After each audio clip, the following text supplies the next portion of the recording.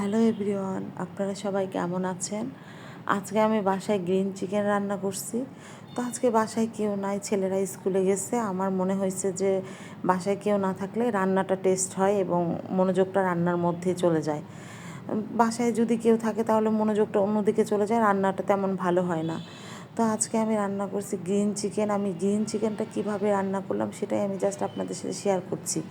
আমি কাজু বাদাম এবং ধনিয়া পাতা আর সঙ্গে নিয়ে নিছি কাঁচামরিচ আর পেঁয়াজ বেরেস্তা আর টক দই। এটা নিয়ে আমি পুরোটা ব্লেন্ড করে নিছি। আর 1 চামচ আদা বাটা, 1 চামচ রসুন বাটা আর একটু জিরার গুঁড়া, একটু গরম মশলা গুঁড়া দিয়ে মেখে নিছি। আধা ঘন্টা মেখে রাখছি।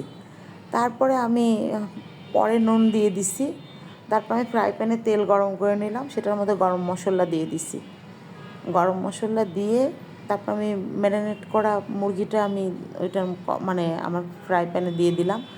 দিয়ে কিছুক্ষণ আমি জালটা একটু আস্তেই রাখছি, মিডিয়াম করে রাখছি। তো আমার হচ্ছে গ্রিন চিকেনটা প্রায় হওয়ার মধ্যেই এবং অনেক মজা হয়েছে গ্রিন চিকেনটা।